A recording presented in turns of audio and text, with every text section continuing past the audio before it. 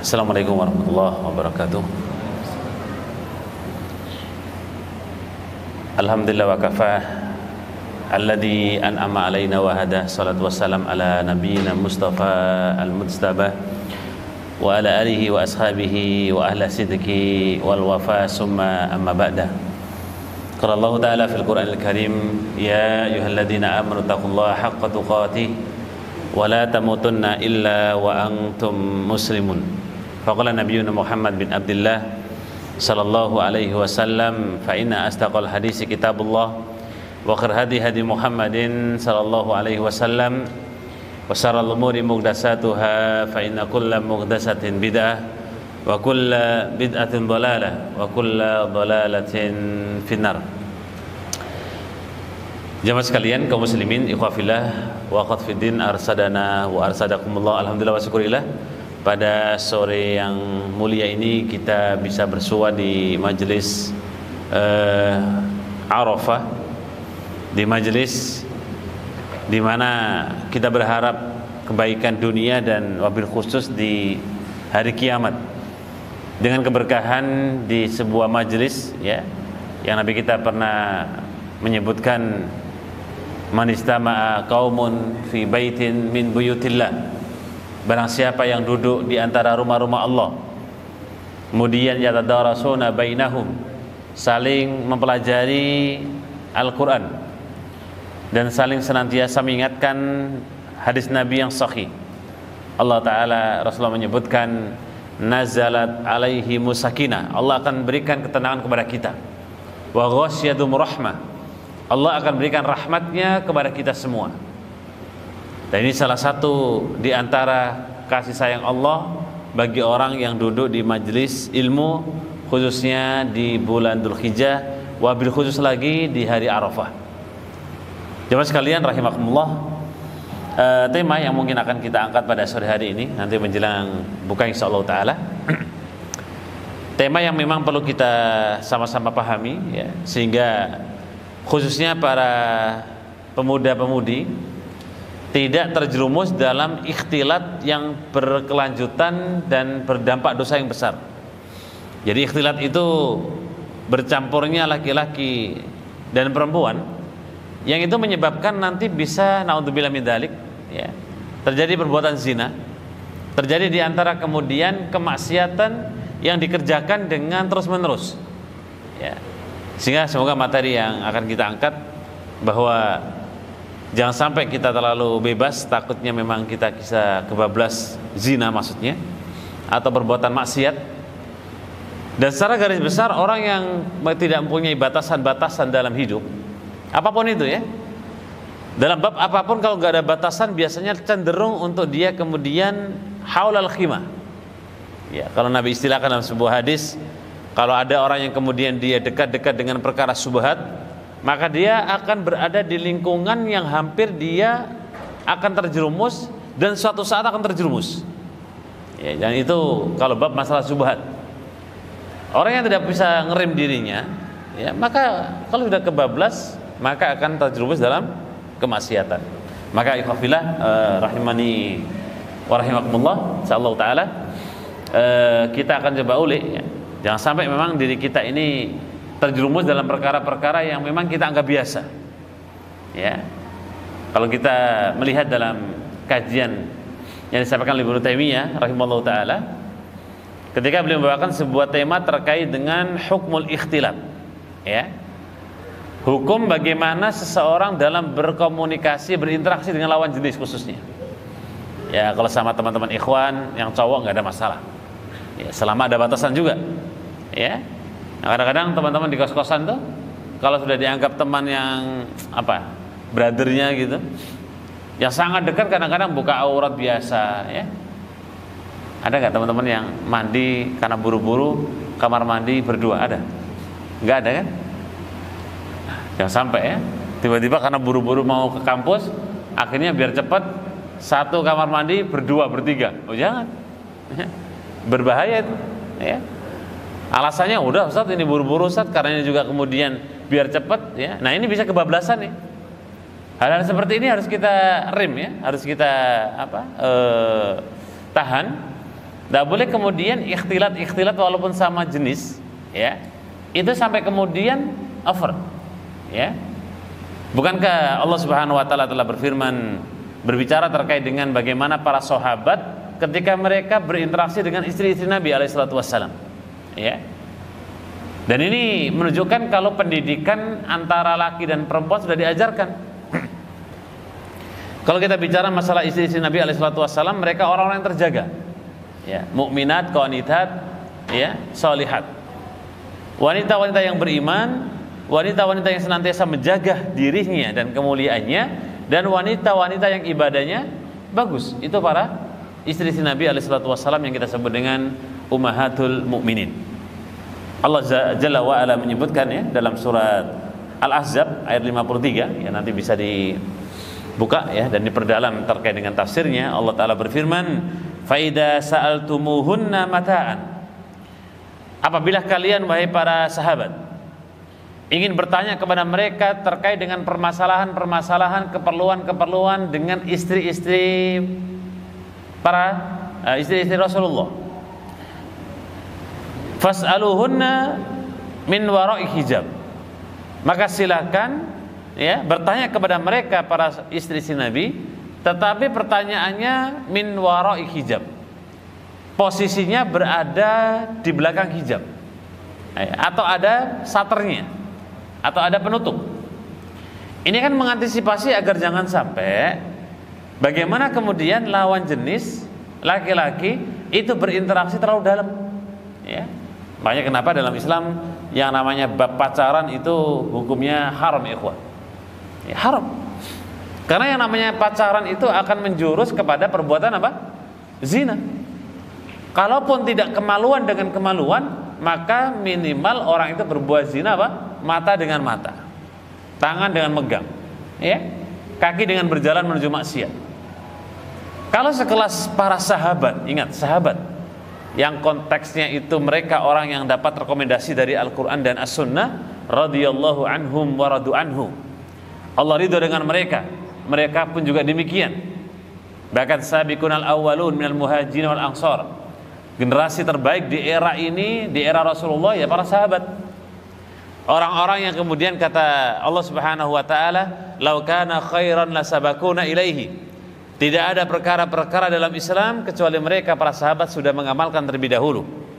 Dan mereka para sahabat mendapatkan gelar dari Nabi alaihi salatu wassalam, khairun nasi qarni, summa alladhi yalunahum, summa alladhi yalunahum. Sebaik-baik generasi adalah sahabat, kemudian tabi'in dan tabi'in. Orang yang sudah direkomendasikan, ya, kalau bahasa kita ini orang dapat nilai A+, kualitas imannya teruji, kualitas amalnya masya Allah, itu pun ketika minta kepada istri-istri Nabi, maka diperintahkan dalam Al-Quran min wara'i hijab, ya. Tujuannya apa? Kalau kita lanjutkan di ayat berikutnya atau di ayat ini, Allah Ta'ala menyebutkan dalikum adharu likulubikum wa kulubihinna. Jadi cara minta keperluan dengan para istri-istri Nabi ketika para sahabat disuruh di belakang hijab, agar salah satu dan mereka semua hatinya lebih terjaga. Sahabat juga lebih terjaga hatinya, istri-istri Nabi juga terjaga, ya. Kalau mereka saja sebegitu hati-hatinya, maka kita ini seharusnya jauh lebih apa? Hati-hati. Lalu kualitas iman kita jauh dengan mereka para sahabat. Kualitas amal kita sangat jauh dengan mereka para sahabat. Loh, amalnya sahabat itu, Nabi kita bersabda dalam hadis Sunan Tirmidzi, ya, "Lau kana ahadukum anfaqa dahaban," ya, jika seandainya kalian berinfak sebesar gunung Uhud berupa emas. Dengan infaknya mereka para sahabat cuma 1 mud. Ya, 1 mud itu 2 telapak tangan, ya. Bahkan Nabi katakan atau separuhnya. Jadi infaknya para sahabat itu separuh, infak kita sebesar gunung Uhud berupa emas, sama-sama emasnya tidak bisa menandingi infaknya para sahabat. Ya, itu saja tujuan agar kemudian kenapa mintanya di belakang hijab, agar hati mereka terjaga. Ya, dalikum adharu liqulubikum wa liqulubihinna. Agar benar-benar hatinya sahabat terjaga, hatinya para istri-istri Nabi juga terjaga. Baik. Ini menunjukkan bahwa komunikasi laki perempuan hukum asal tidak ada masalah. Tapi ingat, diberi batasan. Apalagi nih teman-teman, Masya Allah ya. Nih hampir semua mahasiswa ya. Mahasiswa semester akhir biasanya ada tugas-tugas yang kayak KKN, apalagi PPL ya. Terus studi banding, kadang-kadang juga studi kasus, kemudian cek lapangan, ya, kerja kelompok, ya, ketemu di mana, ketemu di sini. Kalau nggak direm, ya, secara hukum muamalah nggak ada masalah. Kita dengan lawan jenis, ya sebetulnya ngobrol, hukum asal mubah. Walaupun standarnya di belakang hijab. Ya, kalau mengatakan, loh kok ribet banget toh Ustadz, tinggal ngomong selesai ini. Oke, hari itu mungkin memang kita bisa menjaga ikhwan. Oke. Hari kedua mungkin masih bisa. Hari ketiga, hari keempat, seminggu setelahnya, sebulan setelahnya, wallahu a'lam. Kata orang Jawa bilangnya apa? Tresno itu jalaran soko kulino, ya kan? Hari pertama mungkin kita nggak ada klik gitu sama sekali sama si dia. Hari kedua mungkin masih adem-adem aja. Hari ketiga biasa. Tidak ada jaminan di hari yang ke-10 muncul benih-benih apa? Mahabbah. Namanya tresno jalaran soko kulino. Yang namanya kebiasaan atau senang itu muncul dari kebiasaan kita bertemu. Makanya kalau sering ketemu akan menumbuhkan rasa apa? Mahabbah. Dan kalau sudah rasa cinta muncul, ya kalau langsung dinikahi sih nggak apa-apa. Tapi kalau dipacari dulu selama 5 tahun, ya ini penting juga bagi para akhwat nih. Para akhwat ini nggak boleh kemudian dengan enteng dan gampangan dipacari sama, ya katanya sih buaya-buaya darat gitu ya. Ya semoga di sini nggak ada buaya-buaya ya. Dipacari 5 tahun dia gelem, mau, ya. Padahal standar seorang wanita, seorang akhwat itu benar-benar dia dalam kondisi terjaga. Kehormatannya, ifahnya, kemuliaannya, ya, harga dirinya. Kalau kemudian Al-Quran sudah mengajarkan, ikhwah fillah rahimakumullah, benar-benar bagaimana kita benar-benar menjaga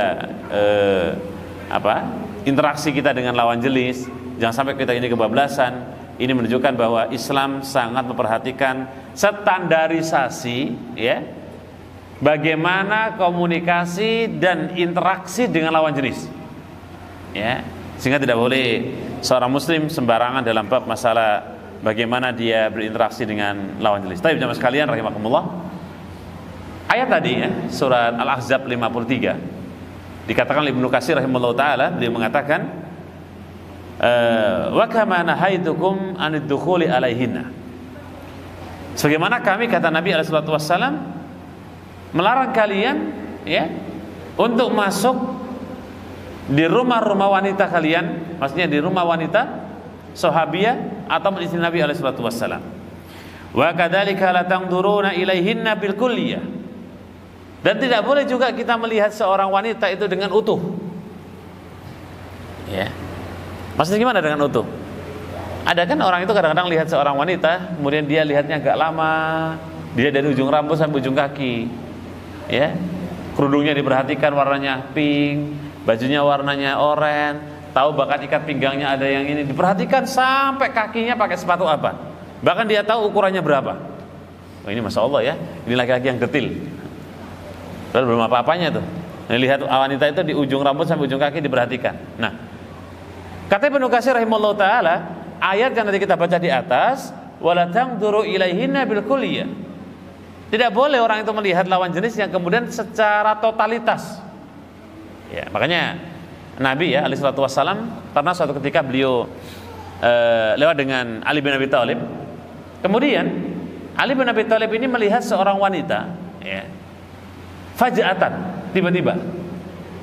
Jadi lihatnya ketika naik kendaraan, tiba-tiba Ali bin Abi Thalib melihat seorang wanita secara spontan.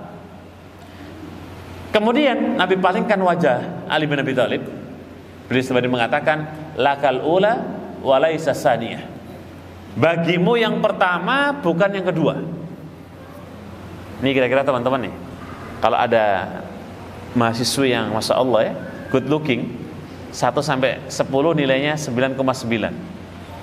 Kira-kira kalau sudah lihat pertama, ada keinginan lihat yang kedua tidak? Halo, mas-masnya sehat? Ini puasa semua? Insya Allah, kok lemes ya? Dari raut wajahnya sih kayaknya puasa semua, alhamdulillah. Baik, saya ulang. Kira-kira kalau kita nih, kita aja lah, nggak teman-teman ya, kita semua. Kalau kita ini mulai melihat ada akhwat, ada wanita yang memang dia punya paras cantik dan enggak, itu kan relatif teman-teman ya. Ya kalau pakai standar angka ya biar kelihatan agak berbobot ya nilainya 9,9 lah. Kira-kira kalau kita sudah lihat pertama, ada kemungkinan nggak kita ingin lihat yang kedua? Ada ya? Ada. Standar manusia normal begitu. Sekelas Ali aja begitu, apalagi kita, betul nggak? Ali bin Abi Thalib itu kalau nggak dipalingkan mukanya oleh Nabi SAW, ada kemungkinan Ali itu melirik lagi. Ya, lihat lagi. Maka Nabi katakan, oke Ali, bagimu yang pertama bukan yang kedua. Artinya apa? Yang pertama bonus nggak apa-apa, tapi jangan diikuti yang kedua. Itulah makna penjelasan Ibnu Katsir. Beliau mengatakan, la tangduru ilaihinna bil kulliyah. Tapi kadang-kadang ini yang bahayanya, sebagian kita malah kadang-kadang nongkrong ya di tempat aksesnya mbak-mbak atau mahasiswa yang lewat. Ini juga berlaku untuk yang akhwat ya. Jangan kemudian yang akhwat nongkrong dudukin nungguin mas-masnya lewat habis ngaji, kemudian boleh nggak boleh juga. Ya. Nah, cuma kalau menjaga apa istilahnya harga dirinya kan akhwat wanita lebih tinggi ya. Walaupun ada sih yang agak kemudian kalau wanita yang agak kayak, kalau laki-laki kan ada istilah buaya darat ya. Kalau akhwat apa namanya? Cewek apa namanya? Kenapa? Apa mas? Coba yang keras. Ini serius nih. Hah? Centil. Oh, oke. Kalau dikiaskan dengan kalau kita, wah kita. Kalau laki-laki kan buaya tuh. Buaya darat. Kalau cewek apa? Buaya betina. Berarti Anda buaya jantan gitu enggak kan? Kita kan buaya darat, berarti dia buaya betina darat. Oh, lebih itu ya. Tapi pertanyaannya sama aja. Ikhwan akhwat ketika misalnya melihat, apalagi kemudian nawa itu nongkrong di tempat tertentu, biar nanti melihat si fulan. Lalu kita ini nggak boleh sampai kemudian melihat, ini malah dinawa itu kan. Saya duduk di sini, nanti ini kayaknya mas-mas habis pengajian atau mbak-mbaknya habis pengajian lewat sini, tak tungguin. Sambil direkam ya kan, rekam dalam benaknya. Oh, yang pakai kerudung hitam, yang paling kecil, yang paling belakang. Nah, ini kuliah di mana, semester berapa, tinggalnya di mana, anak siapa. Kalau sudah mulai muncul nawa itu seperti itu, ini takutnya benar-benar bisa kebablasan ikhwan. Kalau memang antum suka, simple kok Islam itu. Nabi katakan, ya ma'syaras sabab, man istata'a minkumul ba'a falyatazawwad. Kalau sudah ada kecenderungan antum itu sudah normal secara kemudian biologis dan normal kemudian materi, artinya mampu, segera nikah. Gak usah malah nunggu-nunggu pacaran, ya, nungguin cari anak orang gitu. Loh Ustaz masih kuliah, loh Ustaz ini semester 1 misalnya gitu. Gak ada hubungannya semester 1 sampai 7 pun kalau sudah siap untuk nikah secara kemudian biologis mampu, kemudian finansial juga oke. Nunggu apa? Nah, tunggu dulu Ustaz sampai kuliah selesai. Oke, kalau nunggu kuliah selesai jangan pacaran dulu. Terus gimana Ustaz kalau nggak tahan? Kalau nggak tahan banyak puasa, betul nggak? Solusi bagi orang yang ketika dia belum mampu menikah, Nabi katakan apa? Fa'alaikum bisyam, banyak puasa. Ini kalau mas-masnya puasanya jarang, gitu. Nikah juga alasannya 1000 alasan. Ya kalau belum mampu ya jangan lirak-lirik anak tetangga lah, ya. Karena ini masalah di hati. Karena kalau sampai sudah terjadi bab masalah pacaran yang kemudian ikhtilat, maka jatuhnya nanti akan terjadi apa? Perbuatan zina. Baik. Jamaah sekalian, ikhwafillah rahimakumullah. Kemudian kata Ibnu Katsir rahimahullah taala, beliau melanjutkan perkataannya ya setelah menyebutkan bahwa tidak boleh seseorang melihat secara utuh, ya kalau sekali ketemu berpas-pasan, ya, anggaplah rezeki gitu ya. Tapi kalau kemudian kedua, ketiga, keempat dan seterusnya, ditakutkan terjadi fitnah. Baik. Walau kana li ahadikum hajatan kalau seandainya teman-teman punya hajat kepada seorang wanita atau wanita terhadap kita, ada keperluan mungkin mengembalikan buku atau mungkin barangkali ya ingin kerja kelompok misalnya, maka ingat, yuridu tanawalu minhunna fala yangdur ilaihinna, upayakan sebatas yang kita perlukan. Ya, kalau hajatnya sudah selesai, maka selesai. Sampai-sampai pernah ya, kenapa sih sahabiah dulu dan Nabi SAW ketika mereka itu kemudian sholat bersama dengan Nabi di Masjid Nabawi, maka Nabi kasih waktu sahabat untuk dzikir terlebih dahulu dan sahabiah disuruh pulang. Dan sunahnya seorang wanita ketika di masjid itu kalau sholat berjamaah datangnya mepet-mepet komat atau bahkan sudah komat. Ketika imam salam, maka jamaah wanita segera pulang. Ya, dikisahkan oleh sahabat Nabi SAW dari Ummu Salamah ya, radhiyallahu taala anha. Beliau mengisahkan, ini pengkisah sekaligus pelaku di waktu itu. Ya, Ummu Salamah mengatakan, kana Rasulullah sallallahu alaihi wasallam idza sallama qaman nisa'u hatta yaqdi taslimah. Nabi itu kebiasaannya kalau beliau sholat bersama para wanita, maka wanita itu langsung berdiri, ya. Kemudian beliau itu mendengar Nabi SAW habis salam, langsung mereka para wanita berdiri, ya. Wa yamkusu fahuwa ala maqamihi yasiran. Nabi itu sengaja memang duduk sebentar, tidak langsung kemudian keluar. Sahabat-sahabat juga tidak keluar karena menunggu mereka para sahabiah, para wanita keluar terlebih dahulu. Ya, keluar terlebih dahulu. Qabla ayyakuma, sebelum para sahabat dan Nabi SAW meninggalkan tempat sholatnya. Jadi secara nggak langsung kata Ummu Salamah itu, kami diberikan waktu prepare persiapan keluar sebelum mereka sahabat dan Nabi keluar terlebih dahulu. Sehingga jangan sampai nih, misalnya akhwatnya keluar, ya, terus tiba-tiba antum juga keluar berbarengan. Ini sengaja ini nanti.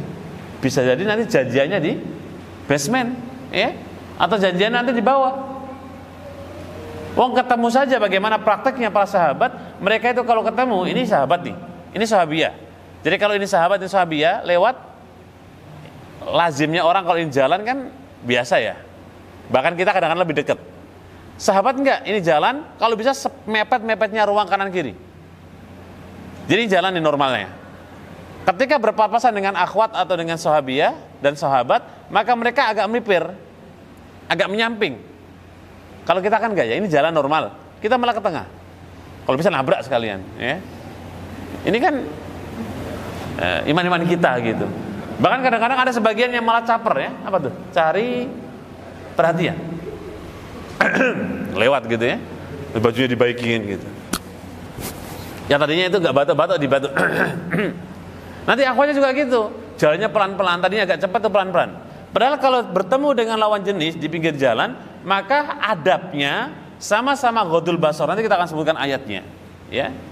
Ketika kemudian seseorang itu yaghdudna absaruhunna, seorang yang bisa menjaga pandangan mereka, maka dalam fikihnya mereka lewat nih, sahabat, sahabiah, tundukkan pandangan, sama-sama jalan. Ya dulu kan gak ada tiang listrik Ustadz. Kalau sekarang tunduk nabrak tiang listrik gimana Ustaz? Oh, iya. Ya bukan masalah mudah nabraknya ya, tapi prakteknya. Ini memang fitnah akhir zaman ya. Kita sulit untuk menghindari yang namanya ikhtilat gitulah.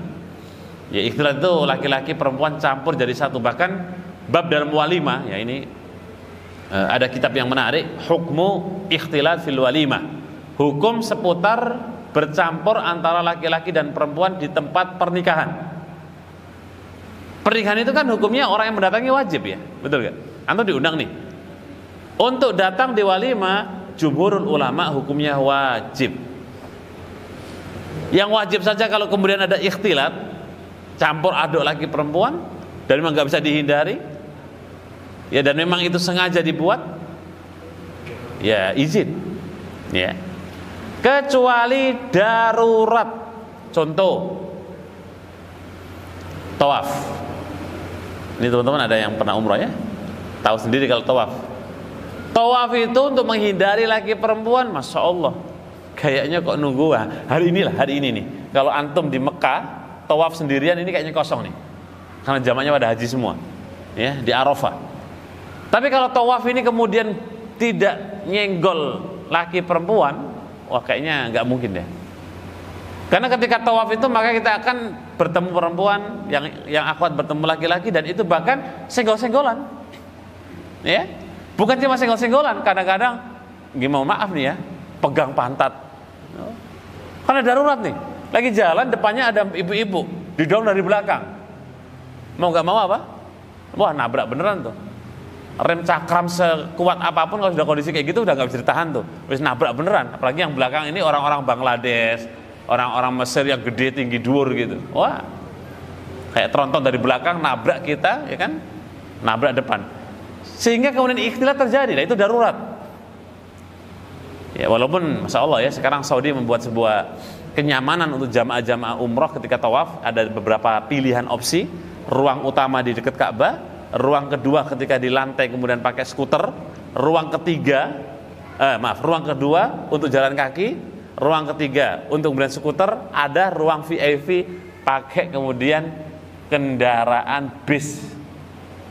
Wah itu lebih nyaman lagi ya, walaupun putarannya panjang ya, tapi insya Allah ya darurat bisa dipakai. Ya itu mungkin agak sedikit menghindari, meminimalisir yang namanya ikhtilat. Karena itu demikian, kondisi ini tidak bisa dihindari. Tapi jamaah sekalian, ikhwah fillah rahimani wa rahimakumullah. Kemudian kalau kita berbicara masalah bagaimana ikhtilat dulu pernah terjadi ya. Mungkin antum sudah ma'ruf dengan kisah Nabi Yusuf alaihi salatu wassalam dengan siapa? Imra'atul Aziz, wanita raja. Pertanyaannya kira-kira kalau itu bukan Nabi Yusuf terjadi zina nggak teman-teman? Kalau itu bukan Nabi Yusuf terjadi zina nggak kira-kira? Tayyib. Ilustrasinya begini kurang lebih. Ada istri kaisar seneng antum. Namanya istri kaisar pasti kan perawatan ya, betul nggak? Minimal ya skincare sehari 4 kali lah.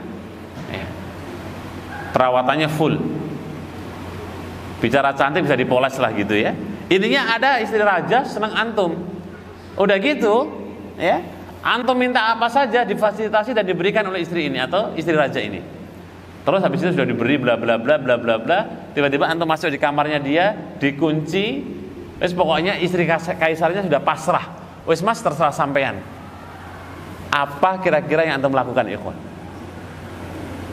Nah kan, bingung nggak itu?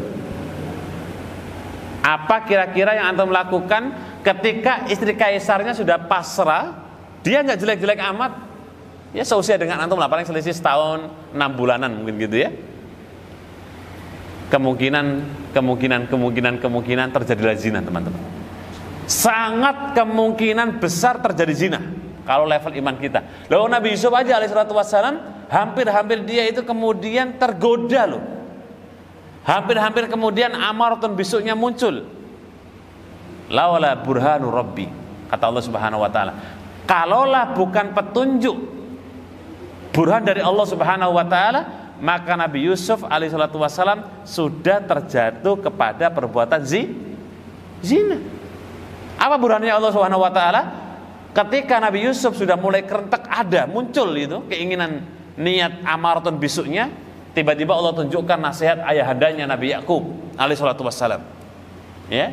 Muncul di depannya nasihat-nasihat yang paling berharga. Dan disitulah kemudian lari Nabi Yusuf alaihissalatu wassalam, dan kemudian diabadikan oleh Allah Ta'ala dalam surat Yusuf ayat yang ke 23. Allah berfirman, farawadathu alladhi huwa fi baitiha an nafsihi. Bayangkan ketika kemudian wanita ya tersebut, sebagian di antara ulama menyebut namanya Zulaikha ya, di mana ketika kemudian Zulaikha ini sudah berada di sebuah tempat yang sama dengan Nabi Yusuf alaihissalatu wassalam di satu rumah, di satu kamar. Ya. Faghallaqatil abwab. Kunci, langsung pintu itu dikunci oleh si Zulaikha. Dikunci, ikhwan. Ya. Faqalat habta lak. Maka kemudian si wanita mengatakan kepada Nabi Yusuf alaihissalatu wassalam, kesinilah. Ya. Artinya apa? Si wanita ini sudah mempasrahkan dirinya untuk Nabi Yusuf alaihissalatu wassalam. Apa kemudian kata Nabi Yusuf alaihissalatu wassalam? Qal, dia mengatakan, ma'adullahi innahu rabbi ahsan. Dia mengatakan, naudzubillah, saya berlindung kepada Allah Subhanahu wa taala dari keburukan ini, ya. Yang kemudian dalam kisah tersebut Zulaikha mengejar si Nabi Yusuf alaihissalatu wassalam, yang akhirnya kemudian robeklah baju belakangnya. Yang singkat cerita, dari kasus kejadian ini, walaupun secara data dan fakta Nabi Yusuf itu di atas kertas menangnya, tapi karena ini berhadapan dengan istri kaisar, maka yang dijebloskan ke penjara siapa? Nabi Yusuf alaihissalatu wassalam. Maka oleh karena itu sebenarnya banyak hikmah dan kandungan dari kisah ini ya. Pertama, hati-hati dengan wanita. Ya, hati-hati dengan wanita. Bukankah wanita ini Nabi katakan sebuah hadis, ya, bahwasanya tidak ada fitnah yang paling menakutkan yang akan menimpa kalian, dan saya paling khawatirkan adalah fitnah wanita. Sehingga seorang wanita itu fitnah besar. Ya, jadi ini para akhwat yang di belakang harus tahu diri bahwa anda ini menjadi fitnah terbesar dunia. Ya, iya. Makanya oleh karena itu mohon para akhwat, akhwat yang di belakang untuk bisa benar-benar bagaimana menjaga diri, jangan tebar pesona. Oh enggak kok Ustadz, saya enggak tebar pesona, tapi ikhwannya yang tebar pesona. Ya ini mas-masnya juga sama aja mas. Ya, jangan sampai juga kalian ini atau kita ini tebar pesona ke akhwat.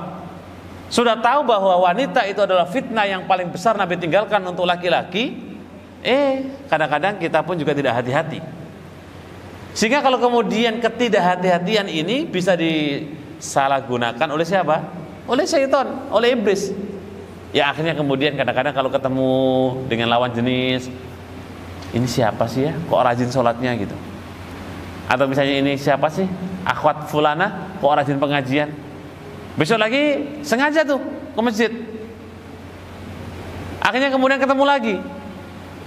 Hari kedua berpas-pasan, hari ketiga berpas-pasan, hari kelima suatu saat dengan godaannya syaitan bisa jadi tukar-tukaran nomor WhatsApp. Atau mungkin barangkali melacak di dunia medsos, apa sih IG-nya gitu. Akhirnya DM. Ya. Kasus-kasus seperti ini dibikinlah oleh syaitan bagaimana indah di hadapan manusia. Dan kita nggak sadar ikhwah. Syaitan itu masya Allah ya, halus banget giring kita. Pelan akhirnya terjerumus. Ya. Dan kenapa kemudian salah satu yang menyebabkan orang itu terjerumus kepada perbuatan zina? Karena awalnya tidak ada benteng di mana dia tidak hati-hati. Makanya Allah katakan apa? Wala taqrabu zina. Jangan pernah dekat-dekat dengan semua fasilitas-fasilitas yang menyebabkan kepada zina. Contoh, sekarang kan masya Allah ya, zaman media ya, betul nggak? Kadang-kadang kita juga nggak tahu ya, di HP kita itu kadang-kadang buka IG gitu, muncul kadang-kadang tiba-tiba nggak tahu siapa itu, terus diklik, oh ternyata anak UII. Lebih dalam lagi, oh ternyata angkatan 2023. Oh sama dong. Klik lagi dikepoin gitu ya. Scroll terus. Kok di UI, di kampus masjidnya pernah di masjid dia. Akhirnya kemudian berani men-DM. Biasanya gimana DM-nya? Kalau mau nyapa teman-teman. Assalamualaikum ya. Assalamualaikum ukhti. Gimana kabarnya? Nah, gitu. Mulai nyapa dulu ya. Ini akhwat akhirnya kemudian dia, kok ada DM masuk nih.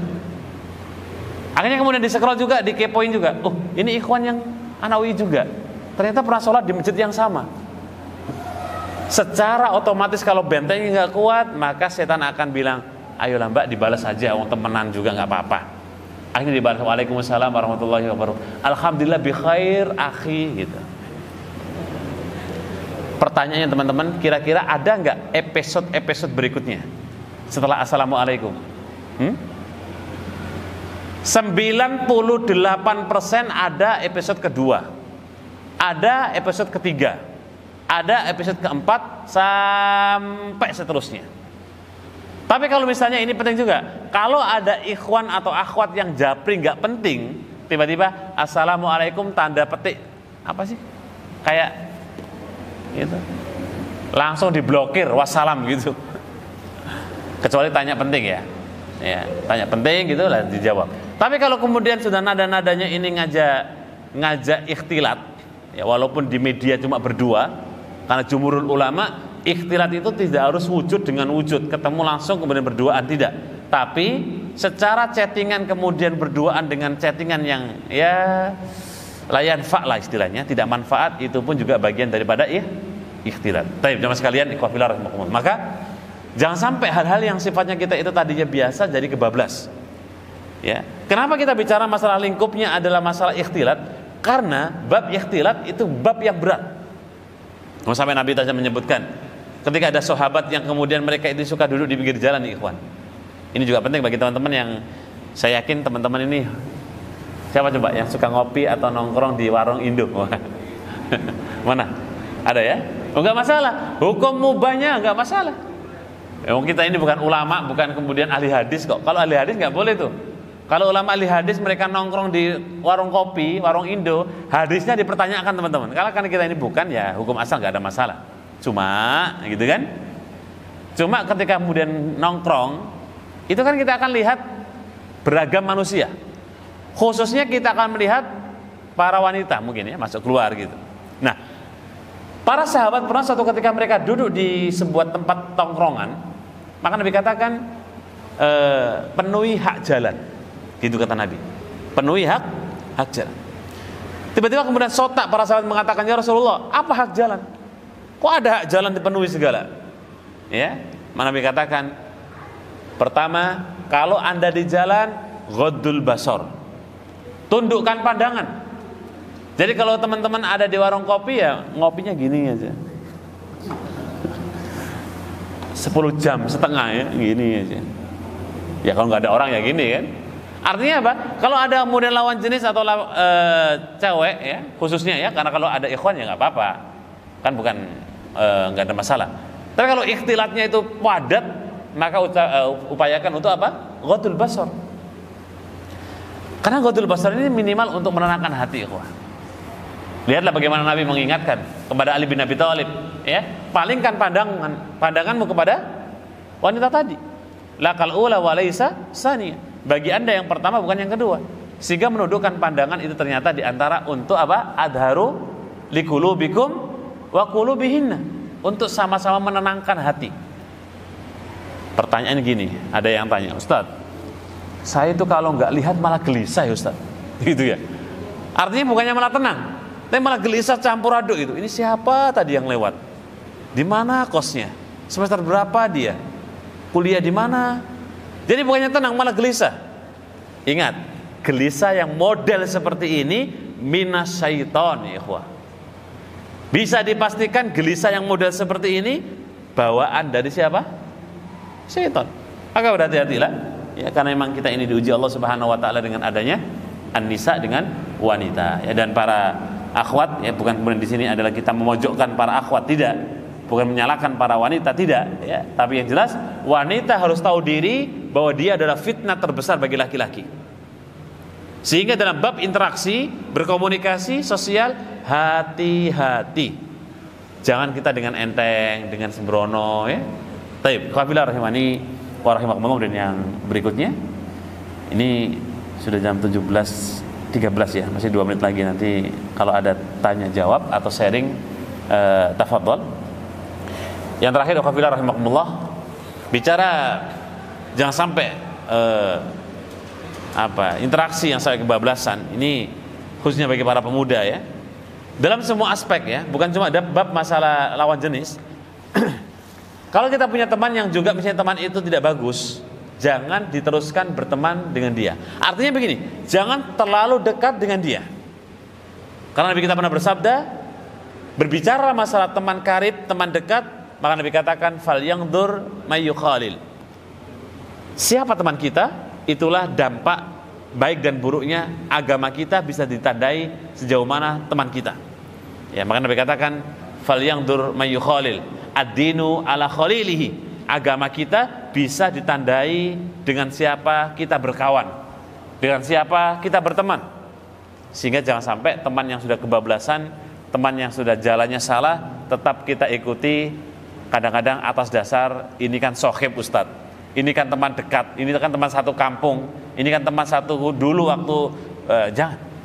Bukankah Allah Ta'ala berfirman ya dalam surat, nanti dibuka ya, Az-Zukhruf ayat 67, akhillau yauma idin ba'duhum li ba'din aduun illal muttaqin.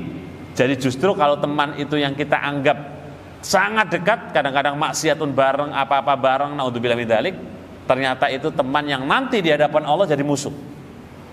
Ya. Jadi musuh teman. Teman-teman kita yang tadinya di dunia itu kalau misalnya mau diajak nyuri mencuri, diajak maksiat, diajak ini. Justru ini teman yang mendatangkan malapetaka di hari kiamat. Yang Allah katakan aduun, menjadi musuh. Tapi kita nggak sadar kan?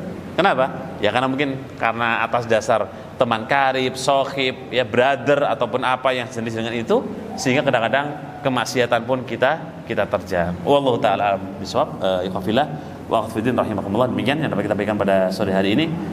Semoga apa yang kita bagikan ada manfaatnya untuk kita dan bisa kita pahami, bisa kita dakwahkan dan bisa kita amalkan. Allahumma alimna ma yanfa'una wa anfa'na bima 'allamtana wa zidna ilman. Assalamualaikum warahmatullahi taala wabarakatuh. Alhamdulillah, apa yang tadi kalau sudah umum telah bisa disampaikan. Kemudian kita berlanjut ke sesi tanya jawab. Apakah ada jawaban yang ingin bertanya secara langsung Ustaz? Dapat langsung tangannya. Apabila tidak ada, akan saya bacakan pertanyaan masuk melalui WhatsApp Ustaz. Ya. Assalamualaikum Ustaz. Mana memiliki perasaan sama soal apa? Kadang-kadang suka cari celah untuk settingan melalui lain-lain berat dan lain-lain. Tidak ada chatting yang mengarah ke arah lain Ustaz. Apakah hal tersebut jadi masalah? Baik, waalaikumsalam warahmatullahi wabarakatuh. Baik, tadi kalau ada kecenderungan suka dengan siapapun itu normal ya, ikhwah. Kita katakan wajar. Justru yang nggak wajar itu kalau antum suka sama temen sendiri, yang laki-laki, itu yang nggak wajar. Kalau antum suka dengan akhwat suka dengan ikhwan, laki-laki suka dengan perempuan suka dengan laki-laki, sangat-sangat wajar dan itu normal. Alhamdulillah. Cuma ketika dalam bab kasus contoh yang disampaikan tadi, ada curi pandang ketika ke masjid, Ustaz. Ketika mau ke masjid, diharapkan siapa tahu si dianya ke masjid juga, Ustaz. Ini yang kemudian amal ke masjidnya istiraq, teman-teman. Mencampur adukan antara niat dia ke masjid yang dia juga ada niatan harapannya ketemu siapa? Si dia. Ini hati-hati. Itu pertama. Yang kedua, apakah ini bagian daripada kemudian ada apa istilah kita? Kemaksiatan? Iya. Kecuali niatnya untuk menikahi si fulana, dia ketemu siapa sih dia? Masya Allah, saya tertarik gitu. Langsung saja temui temennya atau keluarganya, langsung khidbah. Wah, langsung to the point ya. Ya tanya dulu, barangkali dia udah nikah kan? Jadi kalau kita kecenderungan punya suka atau suka dengan si fulana, atau sebaliknya fulana suka dengan fulan, kalau sudah suka pastikan lacak siapa yang dekat dengan dia, tanya, dia mau nikah nggak kira-kira? Dia sudah bersuami atau belum? Kalau dia kemudian sudah ditanya belum bersuami, dia setelah ditanya mau nikah, mau nggak sama saya? Langsung aja. Oh nggak mau, ya udah ganti yang lain. Gitu. Apa tuh ya? Enak banget saat ngomongnya. Ya begitu. Secara teori agama gitu. Setelah dia tidak mau, ketika kita mau ta'aruf gitu ya, karena belum siap nikah, tanya juga kira-kira siapnya nikah kapan? Oh 4 tahun yang akan datang lagi misalnya, atau 4 tahun lagi. Ya kalau antum masih betah dan dia mau, ya tunggu sabar. Kalau enggak, tinggalkan soal istikharah, semoga Allah berikan yang terbaik. Kalau bisa, tinggalkan contoh-contoh yang tadi ya, ke masjid, kemudian ya ada rasa suka dengan akhwat, kemudian dia ke masjid diharapkan ketemu. Jangan ya. Kalau bisa, murnikan semua ibadah kita kepada Allah Subhanahu wa taala. Wallahu taala alam. Bismillah. Ke pertanyaan selanjutnya, Ustaz, bagaimana menanggapi akhwat yang memakan rasa kepedasan? Haruskah saya terima? Ini yang mana ini ikhwannya? Taib. Kalau ada akhwat mengutarakan rasa cinta atau rasa sayang, itu salah satu di antara bahwa dia suka dengan kita. Kalau antum gentleman, ada gitu ya.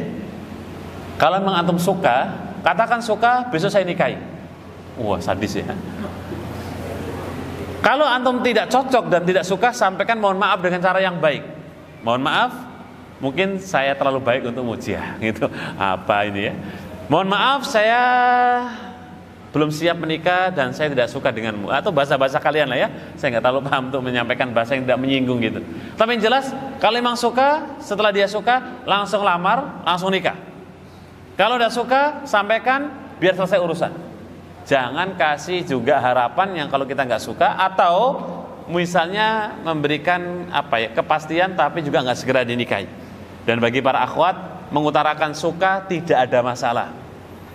Ya, siapa contohnya? Bunda Khadijah. Beliau mengutarakan cintanya kepada Nabi SAW, nggak ada masalah. Ya, nah, cuma kadang-kadang memang kalau wanita mengutarakan dulu itu seakan-akan level harga dirinya, ifahnya itu kayak rontok, nggak juga sebenarnya. Jadi akhwat juga nggak perlu gengsi tinggi. Saya itu jadi suka sama ini tapi mau mengutarakan nggak enak. Mau mencari wasilah juga nggak ketemu gitu. Akhirnya karena nggak mengungkapkan, nggak menyampaikan, ikhwannya nikah dengan temennya sendiri. Salah siapa? Iya, salah dia nggak ngomong. Ya, taib. Jadi kalau bisa sampaikan langsung jawabannya iya dan tidak, biar lebih jelas dan tidak kemudian membuat fitnah. Nah, itu dari pertanyaan ketiga. Izin bertanya Ustaz, saya sudah tahu hukum pacaran haram, tapi kenapa sudah berhenti dari pacaran? Ada perasaan berat tinggalkan pacaran Ustaz.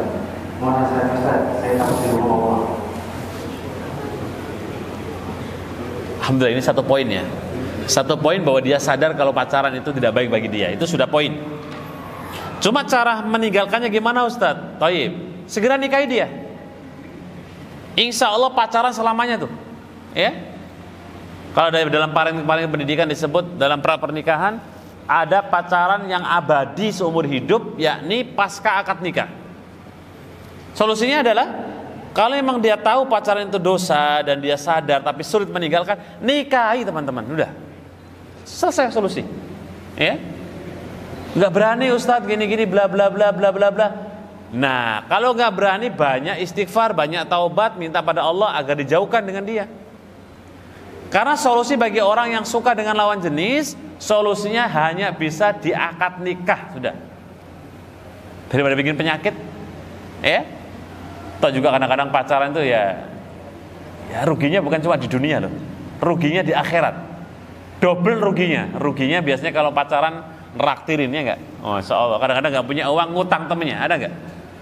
Mas, Bu, aku diutangi dulu mas, 500.000 nih. Mau malam janjian sama si dia gitu. Wah, repot. Ya, gara-gara maksiat dia maksiat berikutnya. Wa naudzubillah. Jadi kalau dia sadar kalau kemudian pacaran dosa, segera nikahi ya pacarnya itu. Ya semoga nanti Allah berikan taufik setelah dia menikah. Wallahu taala alam bisawab. Izin bertanya, jika kita ada di posisi di mana sudah melewati masa karir di perkuliahan dan diwajibkan bagi mahasiswa laki-laki untuk menjemput dan menjaga setiap wanita yang mereka pegang, maka apa hukumnya?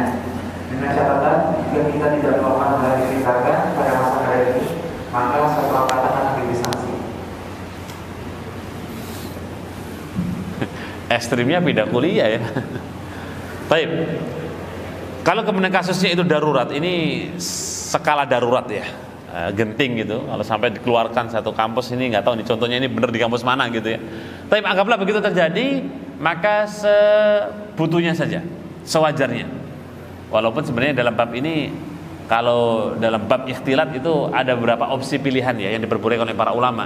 Sangat darurat, contoh, misal nih, ada wanita tenggelam, tolong gitu. Antum lewat tuh, antum tolong nggak ya akhwat? Halo, ada akhwat renang nih, ya contoh yang gamblang. Baju renangnya akhwat ya begitulah ya. Pas kebetulan antum lewat pakai sepeda sepeda ontel tuh, ada yang teriak tolong. Antum tolong atau biarkan?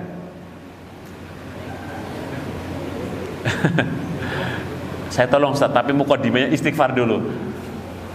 Parahnya antum tolong, antum nggak bisa renang juga, itu masalahnya. Tolong ya ikhwah, itu darurat karena jiwa lebih di atas segalanya. Nah, kasus yang tadi disampaikan, kalau masih bisa dinegosiasi nih, ini satu nih. Kalau masih bisa dinegosiasi, silakan negosiasi.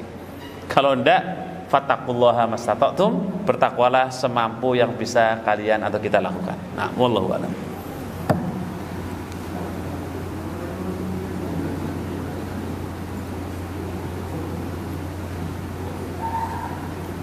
Cukup? Ada lagi?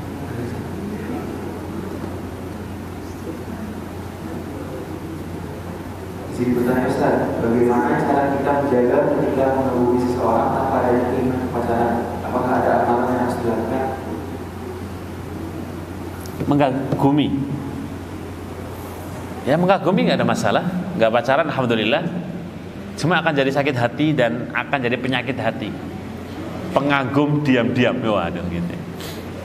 Ya hukum nggak ada, dalam fikih nggak ada masalah mengagumi fulan karena solehnya, karena solehannya, karena rajinnya, karena taatnya.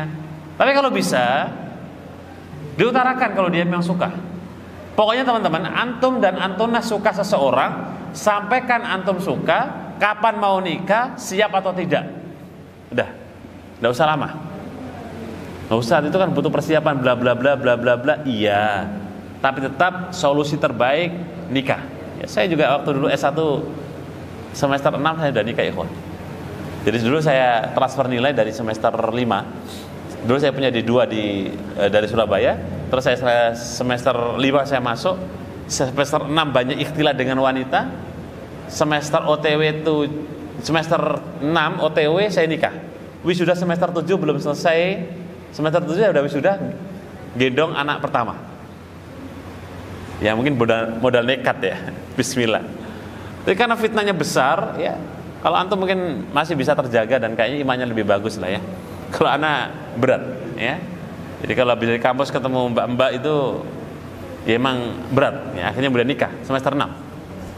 Saya masih ingat waktu wisuda, saya gendong anak saya yang pertama masih sekitar ya wisuda bulan Maret.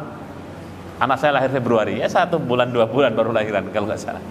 Jadi terkait dengan kasus mengagumi nggak ada masalah.